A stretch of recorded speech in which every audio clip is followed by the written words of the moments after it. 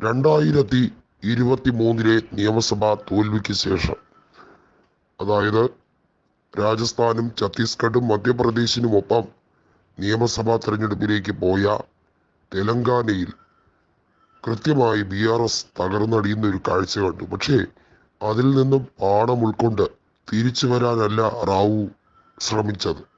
റാവുവിന് മനസ്സിലായി അഴിമതിയും തട്ടിപ്പും ഒക്കെ നടത്തിയതുമായി ബന്ധപ്പെട്ട് ജയിലിലേക്കുള്ള വഴിയാണ് ഇപ്പോൾ തുറന്നു കിടക്കുന്നത് എന്ന് കൃത്യമായി മനസ്സിലായി കഴിഞ്ഞിരിക്കുന്നു. അതുകൊണ്ട് തന്നെ റാവുവിന്റെ കൂട്ടാളികൾ പലരും BJP-യിലേക്കും ചിലരൊക്കെ കോൺഗ്രസിലേക്കും ചേക്കേറുന്ന ഒരു കാഴ്ചയാണ് കണ്ടത്. റാവുമായി നേരത്തെ തന്നെ ഭിന്നിപ്പുണ്ടായിരുന്നവർ പലരും കോൺഗ്രസിലേക്ക് ചേർന്നു. അവരെയൊക്കെ അന്ന് തെലങ്കാനയുടെ PCC അധ്യക്ഷനായിരുന്ന രേവന്ത് റെഡ്ഡി ഇരുകൈയും നീട്ടി സ്വീകരിക്കുകയും കോൺഗ്രസ് അംഗത്വം നൽകുകയും ചെയ്തു എന്നുള്ളത് പ്രത്യേകതയാണ്. ഇക്കുറി രേവന്ത് റെഡ്ഡി അവിടെ മുഖ്യമന്ത്രി ആയതുകൊണ്ട് തന്നെ പ്രചരണം ഒരു ഈസി വാക്ക് ഓവർ ആയിരുന്നു. വലിയ തോതിൽ രേവന്ത് റെഡ്ഡിക്ക് വിജയം നേടിയെടുക്കാൻ ഈ 17 ലോക്സഭാ സീറ്റുകളിലും കഴിയും എന്നുള്ളത് ഉറപ്പിച്ചു കഴിഞ്ഞിരിക്കുകയാണ്. രേവന്ത് റെഡ്ഡിയെ സംബന്ധിച്ചിടത്തോളം 17 ലോക്സഭാ സീറ്റുകൾ ദേശീയ തലത്തിൽ കോൺഗ്രസിന് നൽകി കൊടുക്കുക എന്നുള്ളത് ഏറ്റവും വലിയ ആവശ്യമായി മാറിക്കഴിഞ്ഞിരിക്കുന്നു. ചരിത്രത്തിൽ ഇന്നേ വരെ കാണാത്ത ഒരു മാസ്മരിക പോരാട്ടം കോൺഗ്രസ് നടത്തുന്നുണ്ട്. നമുക്കറിയാം, 2009 മാത്രമാണ് ഇത്രയും മികച്ച രീതിയിൽ കോൺഗ്രസ് അവിടെ പെർഫോമൻസ് നടത്തിയിട്ടുള്ളത്.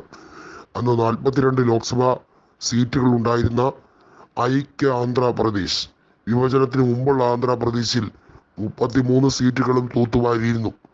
ജയ്പാൽ റെഡ്ഡി അടക്കമുള്ള മുതിർന്ന നേതാക്കളൊക്കെ വിജയിച്ചു കയറിയത് അന്നായിരുന്നു. അന്ന് YS രാജശേഖര റെഡ്ഡി തെലങ്കാനയുടെ മുടിചൂടാമന്നനായി ഇരിക്കുന്ന കാലമാണ്. ഇക്കുറി തെലങ്കാന എന്ന പ്രത്യേകമായ ഭൂപടത്തിൽ കോൺഗ്രസ് നേടിയ ജൈത്ര യാത്ര, അതിനുശേഷം BJP-ക്കുണ്ടായ വളർച്ച, അത് ശരിക്കും BRS-ന്റെ തകർച്ചയിൽ നിന്ന് തുടക്കമായിരുന്നു. കഴിഞ്ഞ തവണ 17% വോട്ടും 7%-ഓളം സീറ്റ് BJP-ക്ക് ലഭ്യമായതിനെ ചെറുതായി കാണാൻ കോൺഗ്രസ് ആഗ്രഹിക്കുന്നില്ല. എന്നാൽ കോൺഗ്രസുമായി നേർക്കുനേർ മത്സരമാണ് BJP. കോൺഗ്രസ് പക്ഷേ എല്ലാ സീറ്റുകളിലും വലിയ ഭൂരിപക്ഷത്തിലായിരിക്കും വിജയിക്കുക എന്നുള്ളത് സർവേ ഫലങ്ങളിൽ നിന്നും വ്യക്തമാണ്. ഏറ്റവും കുറഞ്ഞത് ശരാശരി 2 ലക്ഷത്തിന് മേളിൽ വോട്ടായിരിക്കും ഓരോ ലോക്സഭാ മണ്ഡലങ്ങളിൽ നിന്നും കോൺഗ്രസ് സ്വന്തമാക്കുക എന്നുള്ളത് ഏറെക്കുറെ ഉറപ്പിച്ചു കഴിഞ്ഞിരിക്കുന്നു. നൽഗൊണ്ടയിലും അതുപോലെ തന്നെ സെക്കന്ദരാബാദിലുമൊക്കെ കടുത്ത മത്സരം കോൺഗ്രസും BJP-യും തമ്മിൽ നേർക്കുനേർ നടക്കുന്നു എന്നുള്ളതാണ് വ്യക്തമാകുന്നത്. നമുക്കറിയാം, സെക്കന്ദരാബാദിലൊക്കെ BJP-യുടെ സ്ഥാനാർത്ഥിയാണ് കഴിഞ്ഞ തവണ വിജയിച്ചതെങ്കിൽ ഇക്കുറി അത് എളുപ്പമാകില്ല. BJP-ക്ക് പരാജയം വരെ സംഭവിച്ചേക്കാം എന്നുള്ള രീതിയിലേക്കാണ് കാര്യങ്ങൾ പോകുന്നത്.